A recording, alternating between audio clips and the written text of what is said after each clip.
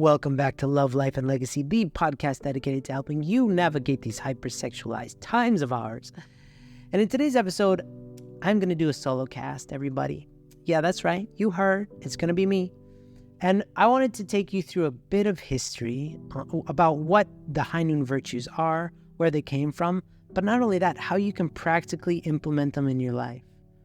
If I could put all my money, if I had to, I'm not saying I want to, but if I had to gamble and say, what is the one kind of philosophy of high noon that will yield the most results for individuals and for our high noon movement as a whole?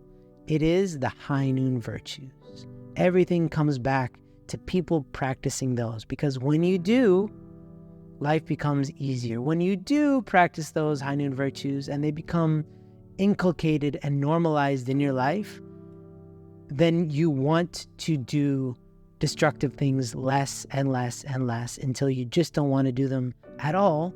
Why? Because you're fulfilled. Because you want to spend your time and energy doing the things that you are meant to do on this earth. So please listen up. It's not going to be an easy listen to because it's just me, right? Unless you love the sound of my voice and you're part of the 0.0000001% of the population who actually loves the soothing sound of my voice. In everybody else's case, it's going to be a little bit of like going to the gym and exercising, but it's a fundamental listen. Please listen to this in its entirety. It will help you. Let's get into it. Hello, everybody. Nice to see you again. It's been a while since I recorded a podcast, to be honest. Those other podcasts, I kind of recorded in a fury of inspiration, and it all just kind of worked out. And since then, I've been traveling like a madman. My passport, I swear to you, some people, if they were to look at all the stamps in my passport, they would think that I'm either related to Jason Bourne, or I'm running away from something. You know, to be honest, I try not to tell, too many people my life story and what I'm up to, because it's really confounding to most people. But I find that there are two very different reactions to when people find out how much I travel by myself and with my family and simultaneously.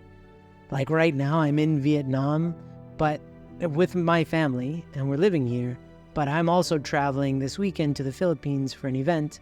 Then I'm coming back to Vietnam, which is not my home, but it kind of is, for a little bit. And then I'm gonna, the next weekend, go to Malaysia for another event. So I'm traveling by myself while I'm traveling with my family. How does that make sense? I don't know. I don't know that it needs to make sense. I'm just following what is the most obvious next choice for me and for my family. So, but in and amongst all this traveling, it's been hard to keep up with certain things. So that's why I'm always planning ahead and planning for chaos, because chaos always seems to find me, but I'm ready for it. So in terms of this podcast, I wanted to swing back and first of all, acknowledge the fact that this is a solo cast. So ease into your chair, find a nice beverage. Let's talk real slow for a bit. I would like for you to find a nice beverage, warm or cold or tepid. It's up to you. You could have a lukewarm coffee. In this day and age, you could have an icy cold coffee, a steaming hot coffee, or a tepid coffee. Now, the real question is, with coffee drinkers out there, is a hot coffee that you forgot to drink and is now cold really an iced coffee, or are you just lazy? The answer is out there somewhere. So find yourself a beverage and let's get into it, because I personally have been having so many conversations with people in the flesh, live. I mean, that sounds weird when you say in the flesh. It doesn't mean that we're naked people. Don't think like that, okay? It means face-to-face, but also online. It's the nature of what we do here at High Noon. We're a people organization. We're connected as a means of helping people heal, right? And so in our work, we find ourselves in all varieties of conversations. I'm talking about people crying because they're so happy, because they're so sad, people who are out of touch with their emotions, people who are really angry with us for some reason. We have the spectrum of conversations. But one thing that I keep on going back to in all varieties of conversations that I'm having are the 5 high noon virtues.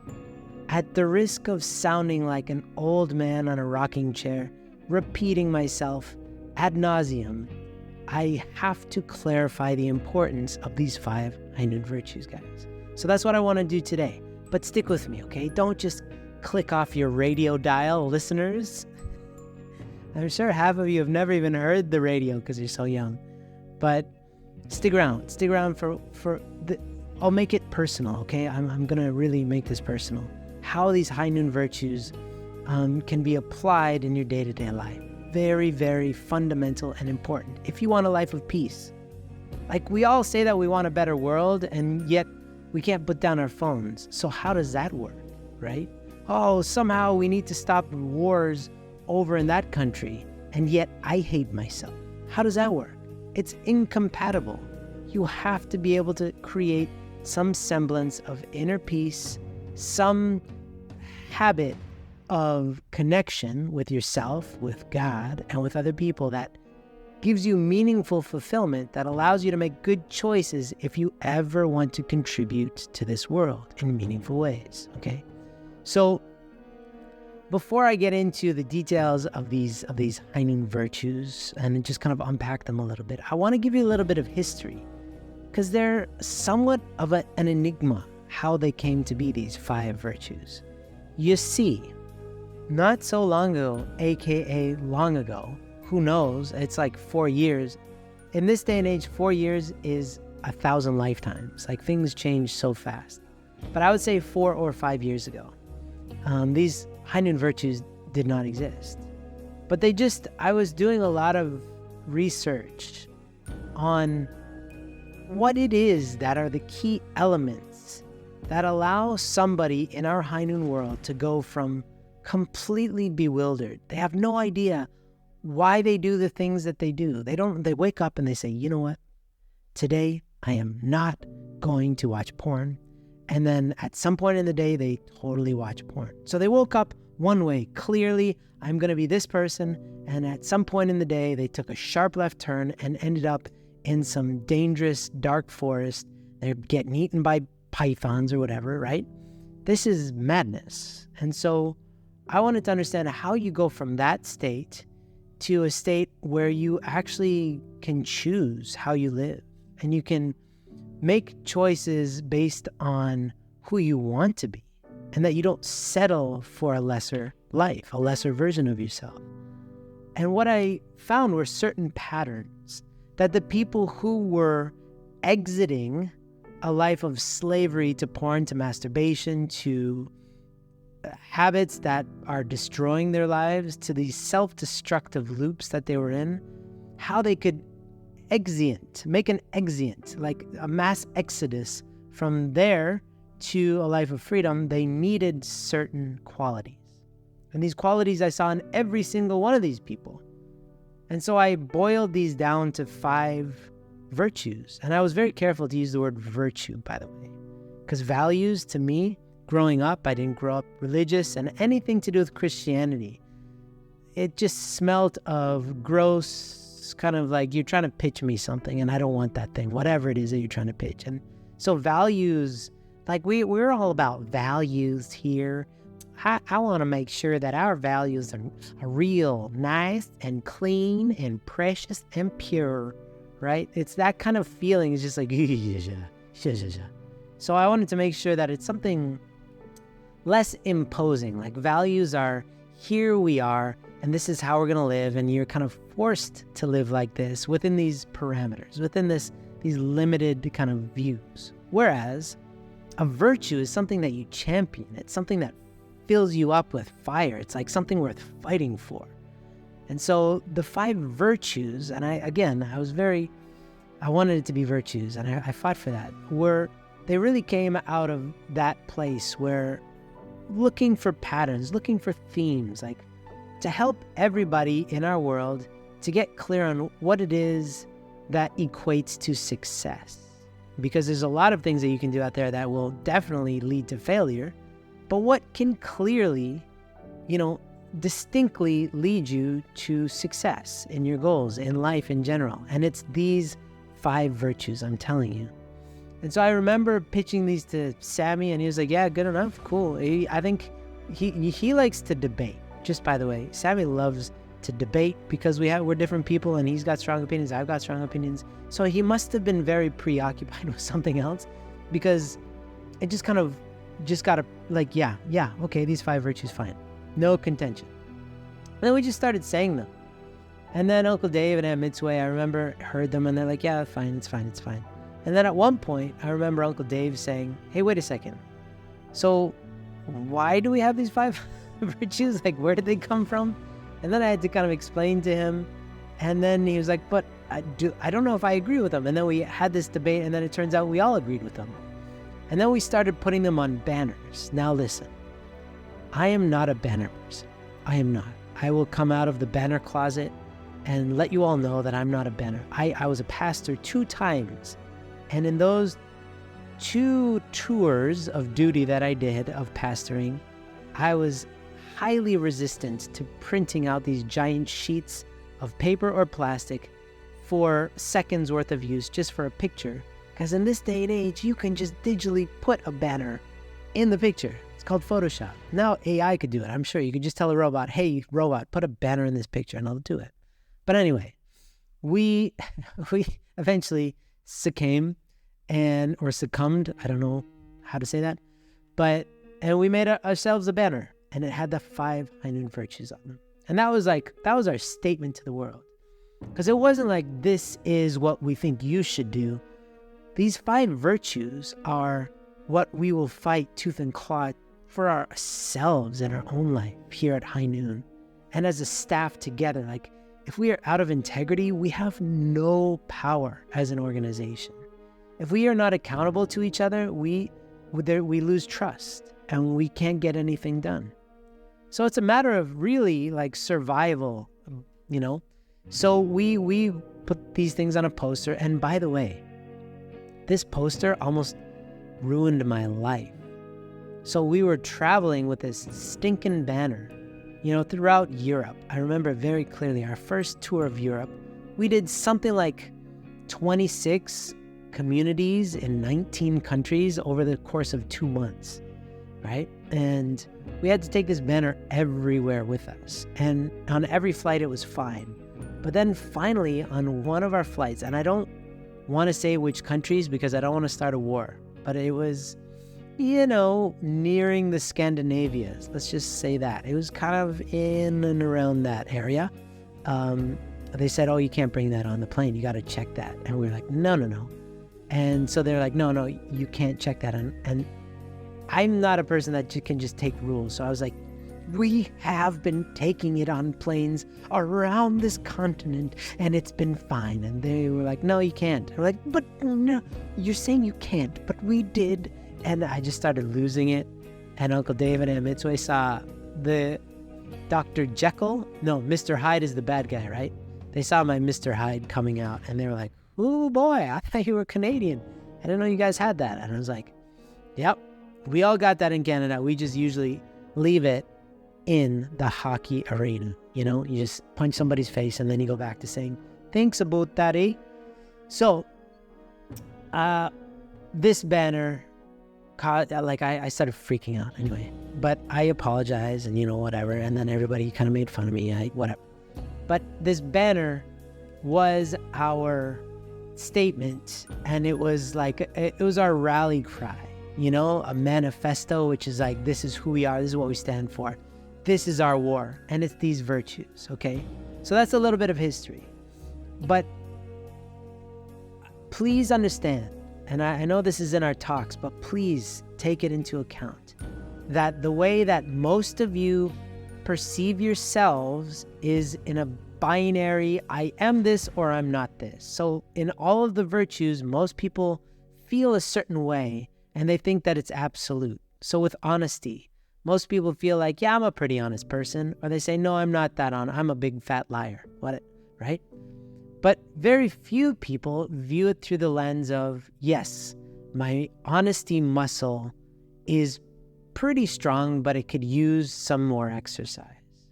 And that's the key. That's the magic here, is that if you see these 5 high noon virtues through the lens of fitness, through the lens of them being muscle groups that merely need practice and exercise, they need stretching, they need exercise, they need all the things that your physical muscles need, then that's super helpful. And let me let's start with honesty, okay? When you are really working your honesty muscle out a lot, and it's really strong and well-defined, then it is so easy to tell the truth, even if it's an awkward truth to tell, okay? So if you've made a mistake, you can't hide that from somebody. You have to, if you, break somebody's favorite vase or vase. Why did I choose that word? That's the most divisive word ever. I don't know how to say it. Vase? I would say vase, but it sounds pretentious. Vase, whatever. You break somebody's precious thing and nobody's around. It could easily have been a cat or something, but when your honesty muscle is really strong and you're flying high, then you have to tell the person that you broke their vase or vase. Okay? But if it's really weak, you can hear the justification voices loudly. When you're weak and there's like atrophy in that muscle, there's like, well, I don't have to. And you start to believe those voices. Oh, they'll never know it's me, and it's not that big of a deal. The justification is strong. So that's a really good rubric for understanding how you're doing in that muscle group, is to know if your justification is stronger than your righteousness. If your righteousness is so strong and it's like shouting at you, right? Your conscience, you're doing the right thing is so loud, and your justification is just a whisper, that means that muscle group is doing really well. So day to day, to look at yourself honestly, and to say to yourself and to God through prayer, have honest conversations with yourself and with God. You can do that simultaneously, by the way, through prayer, is looking and reflecting at the areas of your life that are working well and the parts of your life that you're really uncomfortable with, or you don't understand, or you're frustrated with, and you like to work on. When you have these kind of conversations, it's super clarifying. But it's dishonest to not look at your life, or to say, I'm too weak to control my situation, or all that. These are all in the realm of justification, just prolonging the pain. Okay? So one way to practically implement honesty is to take a look at yourself, to have conversations with yourself and with God, ideally through prayer, and then you start looking at the different areas of your life that you really care about, and you have an honest conversation. And it's not, let's say fitness. A lot of people are not happy with their level of fitness. They feel out of shape. They don't like looking at their bodies. And so they either think, oh, well, that's just the way I am. That's not true. That's the way you've become, but you're not stuck like that. Nobody's stuck in a certain state. We're dynamic beings. We can constantly evolve and change. So to just justify it and say, well, there's nothing I can do, or it's too hard, or whatever, not good enough. You'll never be happy. But if you can honestly say, this is where I'm at, I'm not happy, but I would like to be happier, then you can move on to accountability. These are all kind of connected and progressive. So honesty leads to some sort of accountability, asking people, telling somebody in your life, I'm not happy with the way that I look and I would like to change. I would like to exercise more.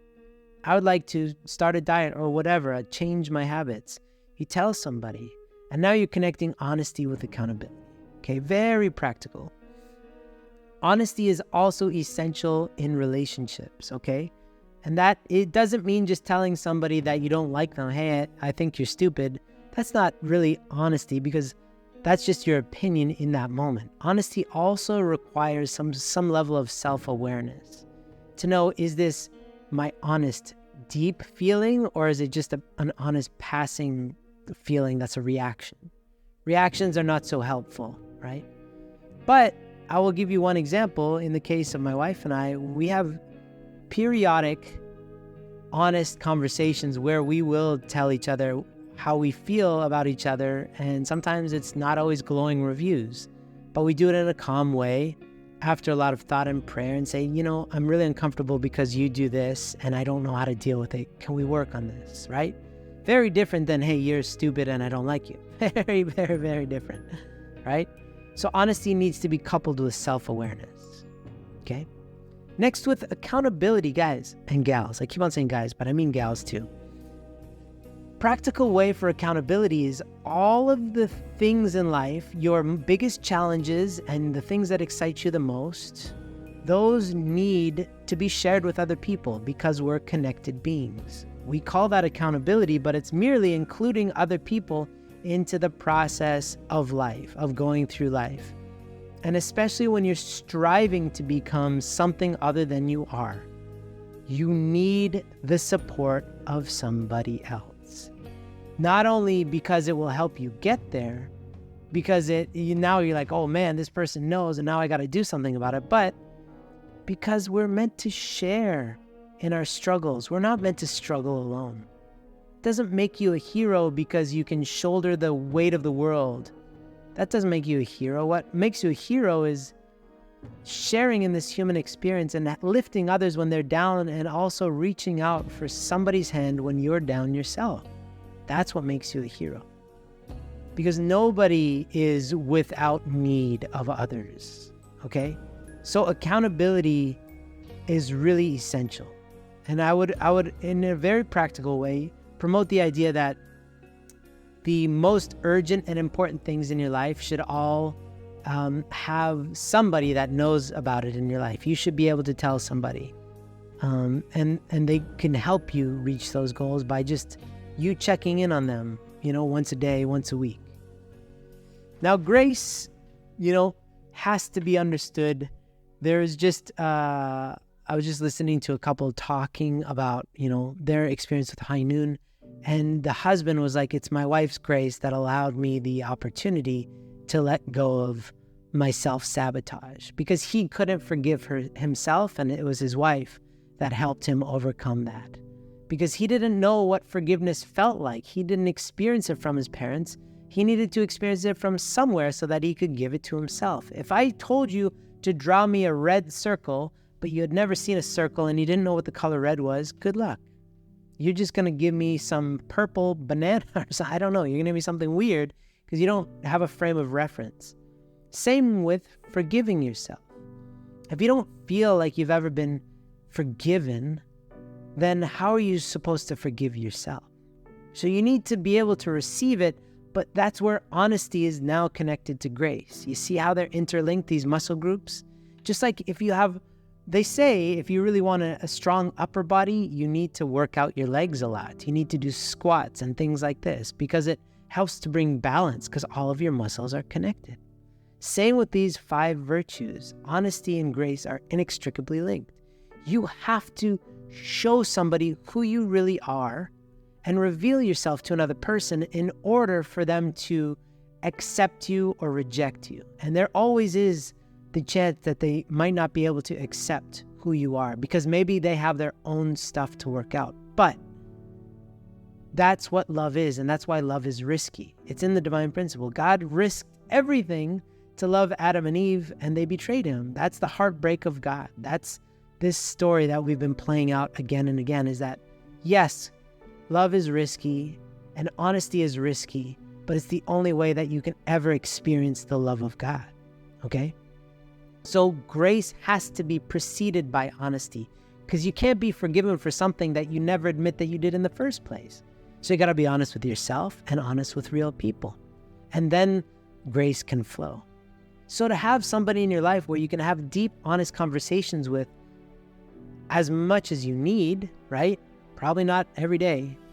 Every day Oprah can't do what Oprah does. Just cry out. I don't know if Oprah's even alive anymore. I don't know. That's a weird reference, but we don't need to have these deep confessions and tearful conversations every day, is the point. But maybe once a week, maybe once a month, to get in touch with that side of yourself and to keep it engaged and alive is fundamental to living a spiritual and emotional life, to be in touch with your deep emotions. Next is integrity. And this one, guys, just to be able to say to yourself that I'm going to do something and that you will do it 100% of the time makes you a powerhouse to yourself. Okay, so I'm traveling a lot, as you know, and because of that, I don't have like a gym that I can join, because where am I today? Who knows? So I can't rely on external environments for my fitness. So what I started doing when we were traveling Korea and then Japan and then the Philippines was I just started doing 100 push-ups every day and 100 sit-ups every day. It was the one thing that I could guarantee that I could do, because even if I was tired at the end of the day, I would have enough space to do push-ups and sit-ups. And since then, I've ramped it up to 150 because I realized that I could do more, so why not? So I think I'm going to keep on kind of ratcheting that up. But what that allows me to do is now when I run, anywhere, to go anywhere, I don't have that jiggle in my belly anymore, right? Because I just felt like, my life was so sporadic. I needed to have still some semblance of integrity, but I couldn't rely on a gym and a hotel because those are all sketchy or whatever. So I just had to figure out what I could commit to and just do that. And even last night, the last 50 that I needed to do, I did at like 11 o'clock at night, and I really didn't want to. But I was thinking about those, I was thinking about integrity. I was thinking about how would I feel if I did those 50 push-ups tomorrow? And the answer is, I don't feel magical or special. I just feel like that was the right thing to do. And I did it. And that gives me more power today. So for you to have things that you can clearly commit to in word, expressly, writing it down on paper, and ideally now you're connecting accountability to integrity, because those muscles are definitely connected. It's so kind of important to practice getting clear on who you want to be, writing that down, telling somebody about it. Getting clear on who you want to be, writing it down, telling somebody about it. This process alone is one of going from autopilot to taking charge of the ship that is you.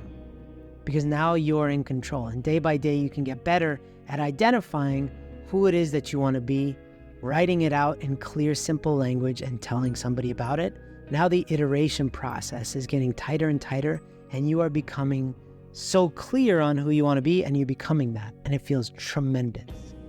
Because imagine, when you're starting to paint a picture, I don't know if any of you do art, or if you're starting to write a song or whatever, it's usually not so clear what that thing is going to be in the beginning.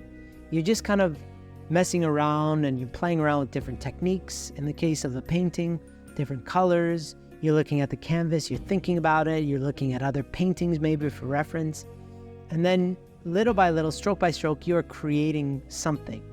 And a lot of times that thing isn't clear until you're halfway done or 3/4 done, or even further, right? It takes a lot of chiseling away at this project to figure out what it actually is. And even songs, you hear some artists talk about how much effort it took just to write a silly pop song, right? But there's so many elements and things don't quite make sense until they get this one right hook and then boom, it's a hit. This happens quite often, but it took a year or more just to write that one song. And so same with your journey with integrity is when you are practicing getting clear on who it is that you want to be, writing it down and telling somebody, you're starting from a very kind of abstract perspective of what you think you want to be. And it's probably not really who you want to be. It's just the closest thing you know now. And it takes this iterative process of refining who you want to be, writing it down, telling somebody, practicing, doing it again the next day. Okay? And the last point is courage. This courage aspect, honestly, is when you make a mistake, regardless of how big and tough you think you are, when you make a mistake, there's this little child inside of you that's like, don't tell anybody. Don't worry, don't, just keep it to yourself. You don't want to get in trouble. They say, oh my gosh, we're in so much trouble. Oh my gosh, we're in so much trouble. And you start to panic. We've all been there. That is this little coward inside of us that wants it's this little kid inside of us who's just immature and cowardice, filled with cowardice, right? In order to honestly sit down with somebody and tell them how you feel about them or how you feel about yourself, to even sit down with yourself and have a difficult conversation is the reason why many people don't ever think. They just play video games, or they just listen to, or they just watch. You scroll. They're doing this because they don't want to think about who they are. They don't want to look at themselves with any level of honesty. So it takes courage even just to acknowledge that you have problems, but you're a work in progress. Because it's even so kind of weak and it's a coward move just to say, oh, I suck. Just to kind of take a negative perspective on yourself. That's the coward's way. Because what you're doing is you're waving your white flag and you say, I have no hope. It takes a courageous person to say, I know I can do better. Because what you're doing right there is you're challenging your ego. Because even when you're struggling your brains out, your ego wants to believe that it doesn't need help.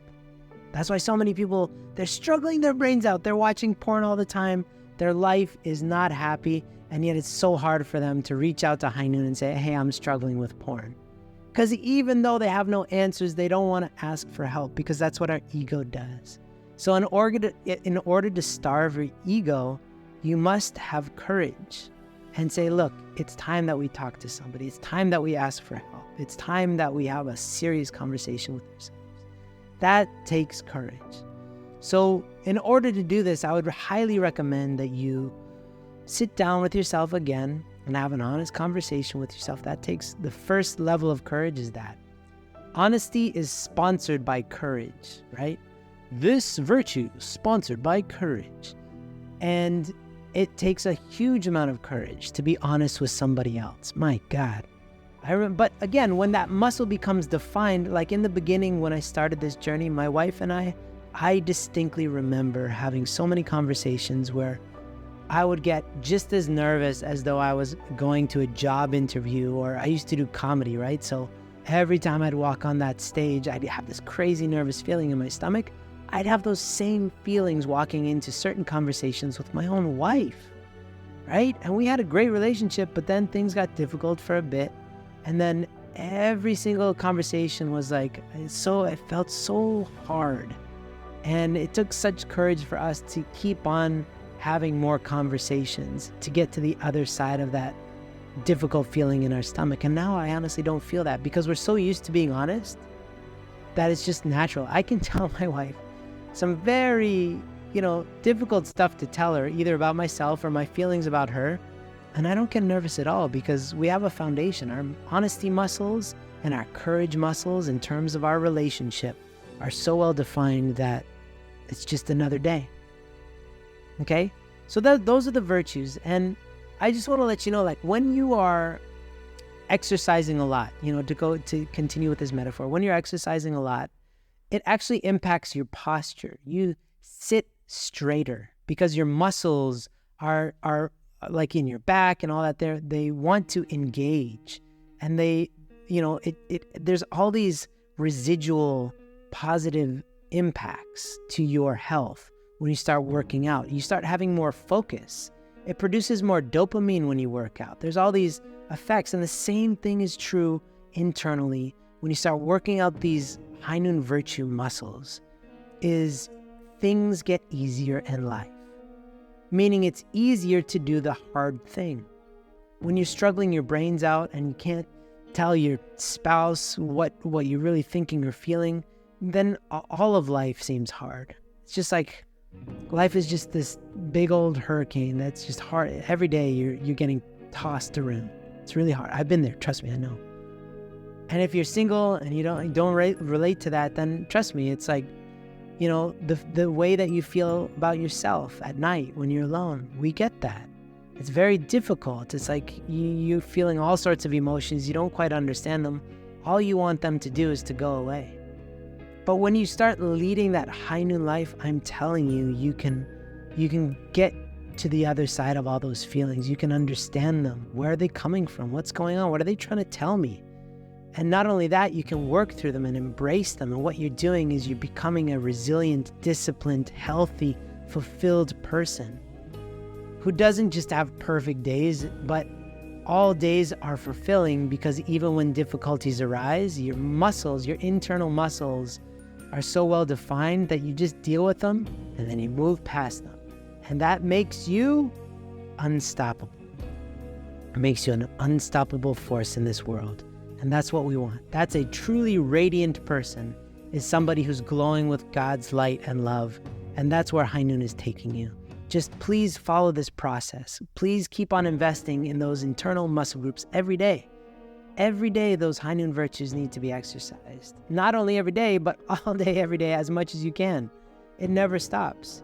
And trust me, after a certain amount of, I sound like Benji, I keep on saying, trust me. If you keep this up, you would not want to even imagine stopping, because life is so fulfilling when those muscles are deeply engaged and strong. Okay? That's all I got for you. I'm sorry, I feel like this was a longer episode, but this is the fundamental High Noon 101 super important lesson that I will keep on coming back to, because this is the fuel of what will allow you to have the life that you want, and ultimately what's going to change our culture as a whole. God bless you guys.